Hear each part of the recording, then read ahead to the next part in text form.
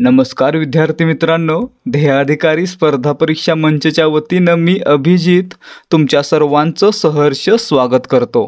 मित्रांनो, आजपासून आपण 2025 किंवा 26 मध्ये होणाऱ्या तलाठी भरतीसाठी मराठी व्याकरणाच्या ज्या काही PYQ आहेत त्यांची एक नवीन सिरीज सुरू करणार आहे, ज्यामध्ये आपण 2023, 2019 किंवा त्या अगोदर तलाठी भरतीला जे मराठी व्याकरणाचे प्रश्न आले त्या सर्वांचा स्पष्टीकरणासह सराव करणार आहोत, जेणेकरून आपल्याला तलाठी भरतीला प्रश्न कशा प्रकारचे विचारले जातात आणि आपल्याला कशा प्रकारे सराव करायला पाहिजे याची माहिती मिळेल। त्यामुळे विद्यार्थी मित्रांनो, जर तुम्ही या तलाठी भरतीसाठी तयारी करत आहात तर हा व्हिडिओ पूर्ण पहा आणि ही सिरीज पाहण्यासाठी ध्येयाधिकारी स्पर्धा परीक्षा मंचच्या यूट्यूब चॅनलला सबस्क्राईब करा आणि चॅनलवर अपलोड करण्यात येणारे व्हिडिओ आणि इतर माहिती लवकरात लवकर तुमच्यापर्यंत पोहोचावी यासाठी बेल आयकॉनवर क्लिक करा आणि ऑलवर सेट करा।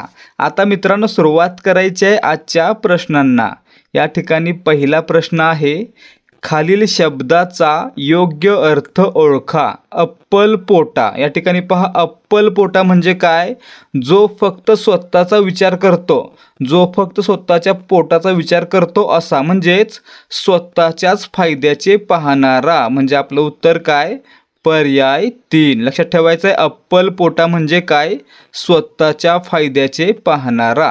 ठीक आहे, पुढे पहा प्रश्न क्रमांक 2, वैयक्तिक या शब्दाचा विरुद्धार्थी शब्द ओळखा। त्या ठिकाणी पहा, वैयक्तिक म्हणजे काय?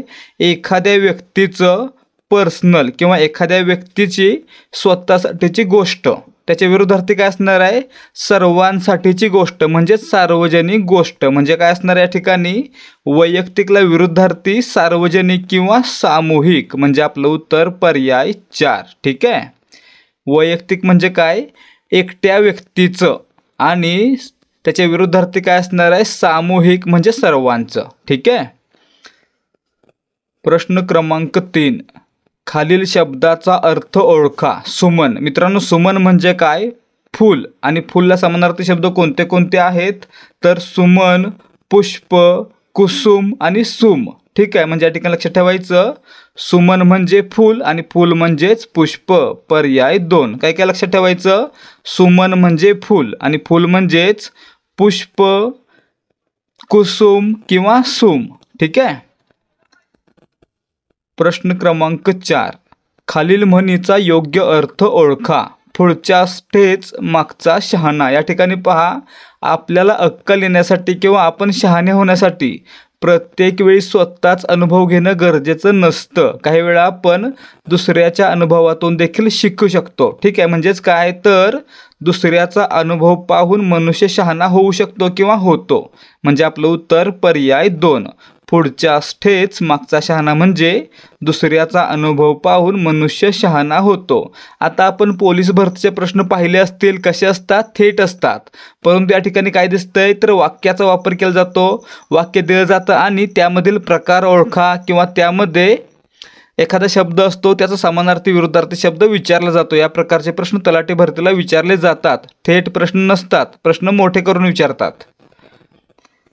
प्रश्न क्रमांक 5, हस्तक्षेप करणे या शब्दार्थाचा वाक्यात उपयोग झालेले खालीलपैकी योग्य विधान ओळखा। या ठिकाणी पहा, हस्तक्षेप करणे म्हणजे काय?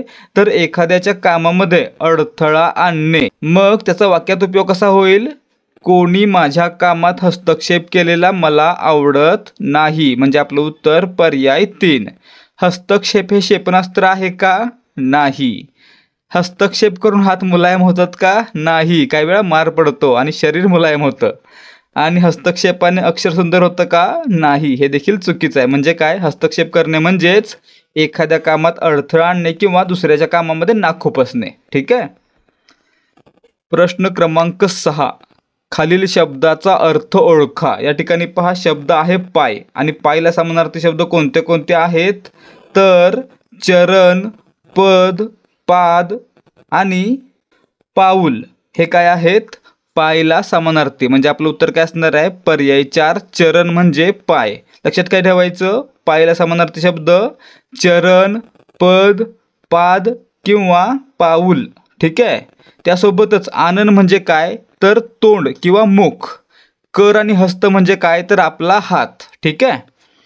प्रश्न क्रमांक 7, माणूस जेव्हा जागा होतो हे कोणाचे आत्मकथन आहे? या ठिकाणी पाहायचं आहे, माणूस जेव्हा जागा होतो हे गोदावरी परुळेकर यांचं आत्मकथन आहे. म्हणजे आपलं उत्तर पर्याय 4. का महत्त्वाचं आहे? कारण यांच्या या आत्मकथनाला किंवा आत्मकथेला 1972 साली साहित्य अकादमी पुरस्कार मिळालेला होता. ठीक आहे. त्यामुळे हे महत्त्वाचं आहे. त्यासोबतच त्यांचं आणखी एक महत्त्वाचं पुस्तक आहे बंदिवासाची 8 वर्षे. ठीक आहे. आणखी कोणती कोणती नावं आहेत? कुसुमावती देशपांडे यांची महत्त्वाची पुस्तकं कोणती? दीपकळी, दीपमाळ, मोळी, दीपदान, कुसुमानील इत्यादी. ठीक आहे. पुढे कोण दिले? आणि इरावती कर्वे त्यांचं महत्त्वाचं पुस्तक कोणतं आहे तर हिंदू समाज रचना किंवा महाराष्ट्र एक अभ्यास हे देखील. ठीक आहे. आणि राहिलं कोण? दुर्गा भागवत यांची महत्त्वाची पुस्तकं पहा, ऋतुचक्र, गोधडी, डूब. मित्रांनो या ठिकाणी दुर्गा भागवत या काय आहेत तर लोककथा आणि बालकथा लेखक आहेत. त्यांचे महत्त्वाचे पुस्तक कोणती? ऋतुचक्र, गोधडी, डूब. ठीक आहे. प्रश्न क्रमांक 8, अवकृपा या शब्दाचा विरुद्धार्थी शब्द ओळखा. या ठिकाणी पहा, अवकृपाच्या विरुद्धार्थी कृपा. पर्याय 4. सृष्टला विरुद्धार्थी असृष्ट किंवा वाईट. ठीक आहे. अपकर्षला विरुद्धार्थी उत्कर्ष. तारकला विरुद्धार्थी मारक.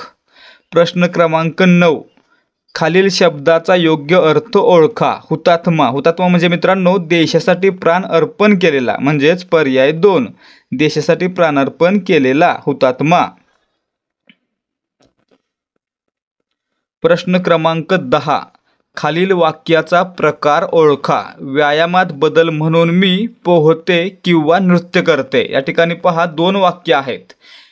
व्यायामात बदल म्हणून मी पोहते, त्यासोबतच व्यायामात बदल म्हणून मी नृत्य करते.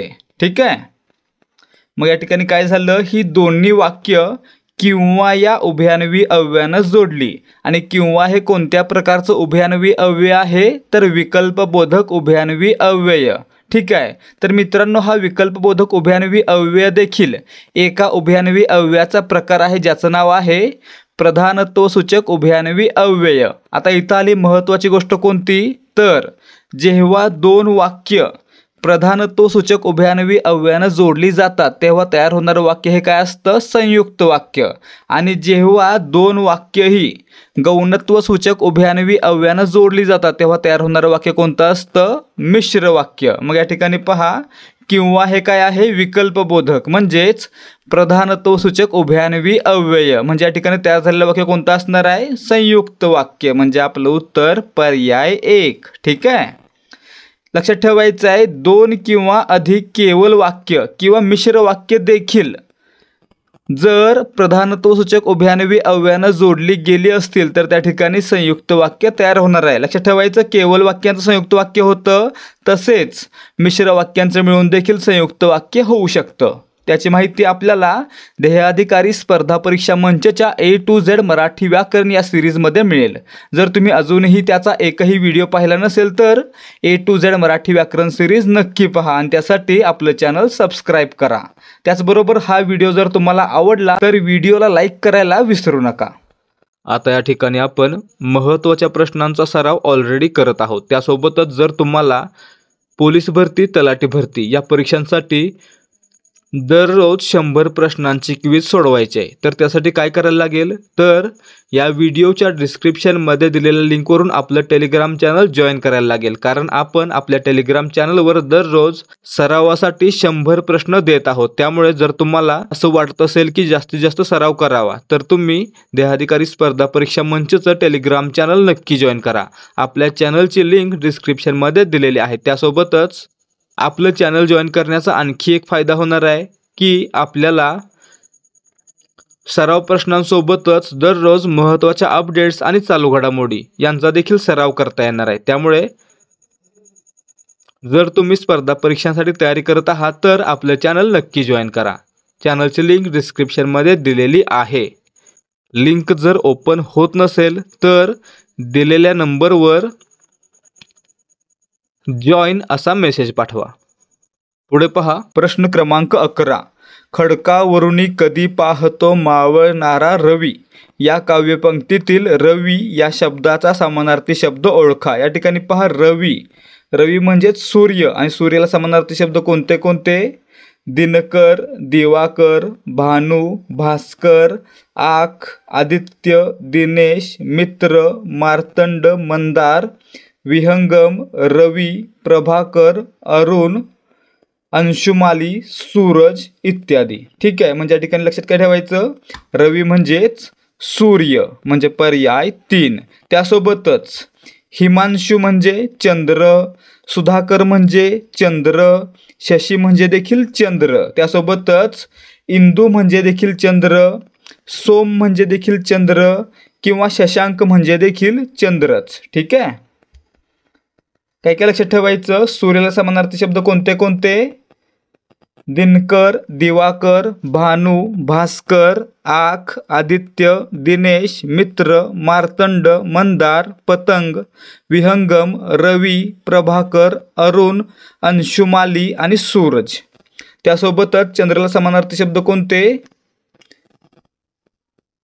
इंदू, रजनीनाथ, सुधाकर, हिमांशू. तसेच सुधांशू, शशी, सोम, निशानाथ, विधू, शशांक हे देखील काय आहेत? चंद्राचे समानार्थी शब्द आहेत. प्रश्न क्रमांक 12. खालील म्हणीचा योग्य अर्थ ओळखा. ज्याची खावी पोळी त्याची वाजवावी टाळी. म्हणजेच ज्याचं आपण मीठ खातो त्याचंच गुणगान करावं, म्हणजेच आपल्या अन्नदात्याशी कृतज्ञतेने वागावं. पर्याय 4 आपलं उत्तर आहे. ठीक आहे. प्रश्न क्रमांक 13. पान उतारा करणे या शब्दार्थाचा वाक्यात उपयोग झालेले खालीलपैकी योग्य विधान ओळखा. मित्रांनो, पोलीस भरतीला आपण काय पाहिलं तर त्या ठिकाणी फक्त वाक्प्रचाराचा अर्थ विचारला जात होता, वाक्यात उपयोग नाही. परंतु तलाठी भरतीला काय होतंय तर वाक्यात उपयोग केलेला पर्याय निवडायला लागतोय, तो आपण व्यवस्थितपणे निवडायचा आहे. ठीक आहे. माहीत असला पाहिजे अर्थ काय असतो? पान उतारा करणे म्हणजेच अपमान करणे किंवा अवमान करणे. मग या ठिकाणी पहा, सासूबाईने सुनेचा पान उतारा केला म्हणजेच अपमान केला, म्हणजे पर्याय 1 बरोबर आहे. शेतात पान उतारा करावा, चूक.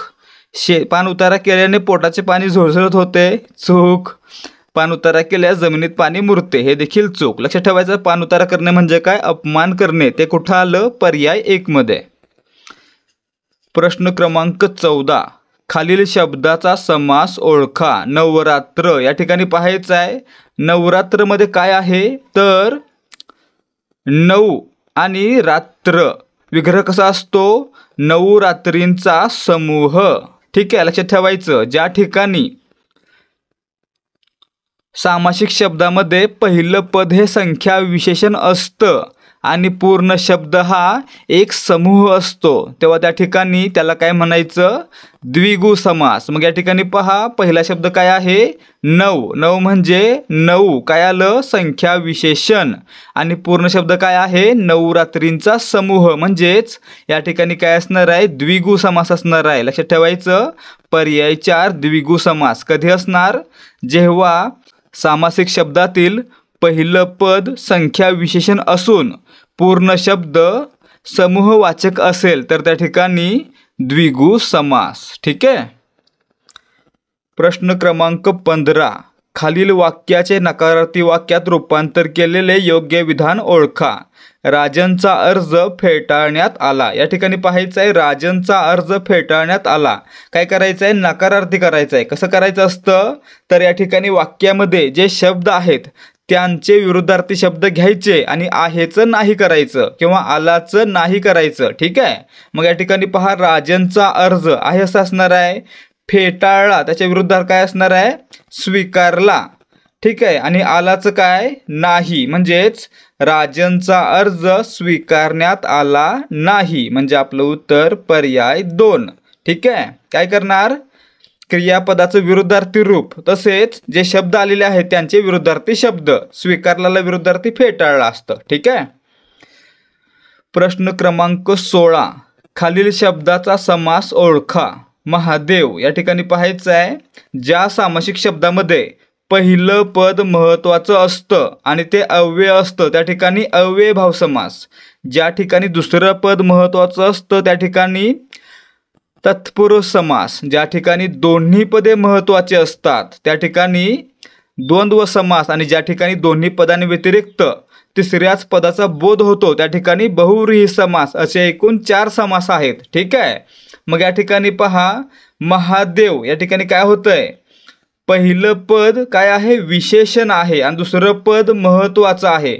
आणि आपण काय पाहिलं, जर दुसरं पद महत्त्वाचं असेल तर या ठिकाणी तत्पुरुष समास असणार आहे. म्हणजे आपलं उत्तर पर्याय 1 तत्पुरुष समास. त्यासोबतच जर दोन्ही पदांमध्ये विशेषण विशेष्य असा संबंध असेल, त्यासोबतच दोन्ही पदेही एकाच विभक्तीमध्ये असतील तर त्याला काय म्हणायचं, कर्मधारय समास म्हणायचं, जो की तत्पुरुष समासाचा एक प्रकार आहे. ठीक आहे. प्रश्न क्रमांक 17. खालील वाक्यातील प्रयोग ओळखा. मुलाने पपई खाल्ली. आपण प्रयोग कसा ओळखतो, आपण A to Z मराठी व्याकरण सिरीजमध्ये आणि आधीच्या तलाठी भरतीच्या व्हिडिओमध्ये पाहिलेले आहेत. प्रयोग कसा ओळखायचा, तर सुरुवातीला वाक्यातील कर्ता कर्म क्रियापद शोधायचं आणि त्यानंतर क्रियापदाचं रूप हे कर्त्याच्या लिंगवचनानुसार बदलतं का किंवा कर्माच्या लिंगवचनानुसार बदलतं का ते पाहायचं. ज्यानुसार बदलत असेल त्या प्रकारचा तो प्रयोग असणार आहे. कर्त्यानुसार बदललं तर कर्तरी, कर्मानुसार बदललं तर कर्मणी आणि दोन्हीनुसार नाही बदललं तर भावे प्रयोग असणार आहे. ठीक आहे. मग या ठिकाणी पहा, या वाक्यामध्ये मुलाने काय आहे, कर्ता, पपई कर्म आणि खाल्ली क्रियापद. आता या ठिकाणी पहा काय होतं, जर आपण पपई या कर्माचं अनेक वचन केलं, पपईचं काय होईल, पपया. मुलाने पपया खाल्ल्या. ठीक आहे. काय झालं, जेव्हा आपण पपईचं अनेक वचन केलं तेव्हा क्रियापदाचं रूप खाल्लीवरून खाल्ल्या झालं. म्हणजे काय झालं, कर्मानुसार क्रियापदाचं रूप बदललं म्हणून या ठिकाणी कर्मणी प्रयोग असणार आहे. त्यासोबतच काय झालं, वाक्यामधील क्रिया ही पूर्ण झालेली आहे, म्हणजेच क्रियेचं समापन झालेलं आहे म्हणून काय म्हणणार, समापन कर्मणी प्रयोग. ठीक आहे. म्हणजे आपलं उत्तर पर्याय 1. लक्षात ठेवायचं आहे, कर्मानुसार क्रियापदाचं रूप बदललं म्हणून कर्मणी. त्यासोबतच क्रिया ही पूर्ण झालेली आहे, खाण्याची क्रिया पूर्ण झालेली आहे म्हणून समापन कर्मणी. ठीक आहे. प्रश्न क्रमांक 18. फाटक्या झोळीत येऊन पडते रोजची नवी निराशा. या काव्यपंक्तीतील निराशा या शब्दाचा विरुद्धार्थी शब्द ओळखा. या ठिकाणी पहा, निराशाला विरुद्धार्थी आशा. पर्याय 2. आसक्तीला विरुद्धार्थी विरक्ती. ठीक आहे. प्रश्न क्रमांक 19. धाबेदनाने या शब्दार्थाचा वाक्यात उपयोग झालेले खालीलपैकी योग्य विधान ओळखा. या ठिकाणी पहा, धाबेदनाने म्हणजे काय, खूपच भीती वाटणे. मग या ठिकाणी पहा, घरात धामण बघून राजूचे धाबे दणाणले. बरोबर. या ठिकाणी भीती वाटली का, तर वाटले. म्हणजे पर्याय 1 आपलं उत्तर आहे. भाऊसाहेबांना लॉटरी लागली आणि त्यांचे धाबे दणाणले. मित्रांनो, लॉटरी लागल्यावर भीती वाटेल का, नाही. म्हणजे दुसरं चुकलं. धाब्यावरचे जेवण चवदार असते हे वाक्य तर रिलेव्हंटच नाही आहे. आणि गीताचा प्रथम क्रमांक आला आणि तिचे धाबे दणाणले. मित्रांनो, या ठिकाणी प्रथम क्रमांक आल्यावर काय होईल, आनंद होईल. धाबे दणाणेल का, भीती वाटेल का, नाही. म्हणजे हे देखील नाही. ठीक आहे. म्हणजे बरोबर उत्तर काय, घरात धामण बघून राजूला भीती वाटली म्हणजेच त्याचे धाबे दणाणले. प्रश्न क्रमांक 20. आवडतो मज अफाट सागर अथांग निळे पाणी. या काव्यपंक्तीतील सागर या शब्दाचा समानार्थी शब्द निवडा. या ठिकाणी पहा, सागर म्हणजे काय, समुद्र. म्हणजे पर्याय 3 आपलं उत्तर आहे. त्यासोबतच तटिनी किंवा सरिता म्हणजे नदी आणि गिरी म्हणजे पर्वत. लक्षात ठेवायचं आहे. ठीक आहे. समुद्राला समानार्थी शब्द कोणते कोणते आहेत, तर अब्धी, अर्णव, उद्धी, जलधी, जलनिधी, दर्या पयोधी, पयोनिधी, रत्नाकर आणि सागर हे काय आहेत? समुद्राला समानार्थी शब्द. ठीक आहे. तटिनी म्हणजे नदी, सरिता म्हणजे नदी आणि गिरी म्हणजे पर्वत. यांचे समानार्थी शब्द आपण इथून पुढे येणाऱ्या व्हिडिओमध्ये पाहणार आहोत. प्रश्न क्रमांक 21. खालील वाक्यातील प्रयोग ओळखा. आता प्रयोग कसा ओळखायचा आपण पाहिलं. ठीक आहे. मग या ठिकाणी पहा, या वाक्यामध्ये कर्ता कोण आहे? मांजर हा कर्ता आहे. उंदीर हे कर्म आहे आणि मारला जातो हे क्रियापद आहे. मग या ठिकाणी पहा, उंदीर मांजराकडून मारला जातो. काय दिसतंय? रचना आहे ती इंग्रजीतील पॅसिव्ह व्हॉइस सारखी आहे, म्हणजेच कर्म आधी आलंय आणि कर्ता नंतर आलाय. आणि त्यासाठीच या ठिकाणी लक्षात ठेवायचं आहे की जेव्हा वाक्यामध्ये कर्म आधी असेल, कर्ता नंतर असेल, म्हणजेच वाक्याची रचना ही इंग्रजीतील पॅसिव्ह व्हॉइस सारखी असेल, तर त्या ठिकाणी नवीन कर्मणी प्रयोग असेल. म्हणजे आपलं उत्तर पर्याय 4. उंदीर मांजराकडून मारला जातो नवीन कर्मणी. तर मित्रांनो, या प्रयोगालाच, नवीन कर्मणी प्रयोगालाच दुसरं एक नाव असतं कर्मकर्तरी प्रयोग. ठीक आहे. लक्षात ठेवायचं, पर्यायामध्ये काय असणार आहे? नवीन कर्मणी किंवा कर्मकर्तरी, दोन्हीचा अर्थ एकच असणार आहे. प्रश्न क्रमांक 22. बखर एका राजाची ही कादंबरी कोणी लिहिली? या ठिकाणी पाहायचं आहे, बखर एका राजाची ही कादंबरी आहे त्र्यंबक विनायक सरदेशमुख यांची. म्हणजे आपलं उत्तर पर्याय 4. त्र्यवी सरदेशमुख. ठीक आहे. त्यासोबतच पहा, त्र्यंबक विनायक सरदेशमुख यांनी वैशाख या टोपणनावानं काव्यलेखन देखील केलं. त्यासोबतच ससे मीरा ही त्यांची पहिली कादंबरी आणि उत्तररात्र हा त्यांचा प्रसिद्ध काव्यसंग्रह. ठीक आहे. त्यासोबतच पहा, विलास पाटील मराठी लेखक आहेत, कादंबरीकार आहेत. त्यांचे प्रसिद्ध साहित्य कोणते? तर माझ्या आबाळाखालची माणसं, वादळवाटा, दोघी, माझ्याविषयी मी. ठीक आहे. त्यासोबतच दुसरे कोण? रंगनाथ पाठारे. पूर्ण नाव काय आहे? रंगनाथ गबाजी पाठारे. तर मित्रांनो, यांचं साहित्य कोणतं? ताम्रपट, गाभ्यातील प्रकाश, कुंठेचा लोलक, चक्रव्यूह, टोकदार सावलीचे वर्तमान इत्यादी. त्यासोबतच राहिले कोण? शिवाजी सावंत. पूर्ण नाव काय? शिवाजी गोविंदराव सावंत. महत्त्वाचं साहित्य कोणतं? तर मृत्युंजय ही प्रसिद्ध कादंबरी. त्यासोबतच छावा, युगंधर, श्रीकृष्ण एक चिंतन इत्यादी. ठीक आहे. प्रश्न क्रमांक 23. खालील प्रश्नार्थी वाक्याचे प्रश्न क्रमांक 23. खालील प्रश्नार्थी वाक्याचे विधानार्थी वाक्यात रूपांतर केलेले योग्य विधान ओळखा. पाऊस पडत आहे का? या ठिकाणी पाहायचं आहे, ज्यावेळी प्रश्नार्थी वाक्याचे विधानार्थी करायचं असेल त्यावेळी काय करायचं? फक्त त्या प्रश्नाचं उत्तर द्यायचं. पाऊस पडत आहे का?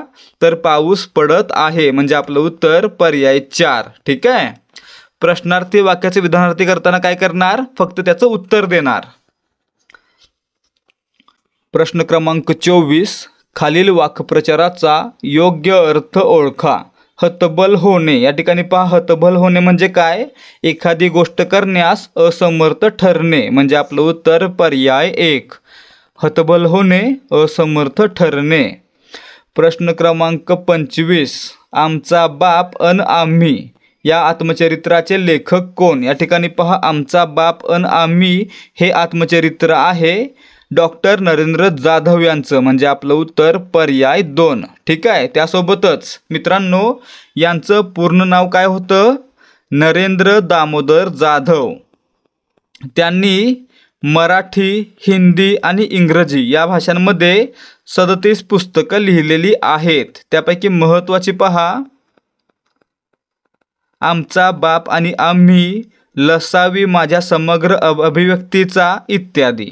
त्यासोबतच नरेंद्र अच्युत दाभोळकर हे कोण होते?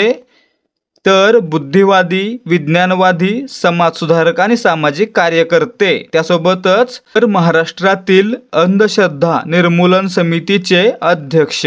ठीक आहे. त्यांनी 1989 साली अंधश्रद्धा निर्मूलन समितीची स्थापना केली होती. त्यासोबतच पहा, यांची महत्त्वाची पुस्तकं कोणती आहेत? अंधश्रद्धा, प्रश्नचिन्ह आणि पूर्णविराम. अंधश्रद्धा विनाशाय, भ्रम आणि निराश, विचार तर कराल इत्यादी. ठीक आहे. आता राहिलं कोण? गंगाधर गाडगीळ. पूर्ण नाव काय आहे? गंगाधर गोपाळ गाडगीळ. ठीक आहे. तर मित्रांनो हे कोण होते? एक मराठी लेखक, अर्थतज्ञ आणि साहित्य समीक्षक. तर मित्रांनो यांनी साहित्य प्रकारामध्ये जे योगदान दिलं त्यासाठी त्यांना नवकथेचे अर्धवयू असं संबोधलं जातं. लक्षात ठेवायचं आहे. प्रश्न येणार की नवकथेचे अर्धवयू कोण? तर काय सांगणार? गंगाधर गाडगीळ. ठीक आहे. तर पुढे पहा, त्यांचं महत्त्वाचं पुस्तक कोणतं?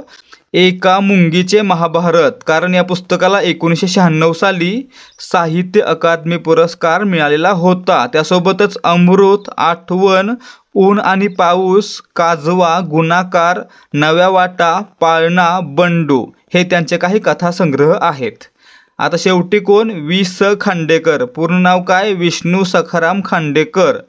अमृतवेल, अविनाश, अश्रू, कालची स्वप्ने, घरटे, झिमझिम, सुखाचा शोध ही वि. स. खांडेकर यांची महत्त्वाची पुस्तके आहेत किंवा ग्रंथसंपदा आहे.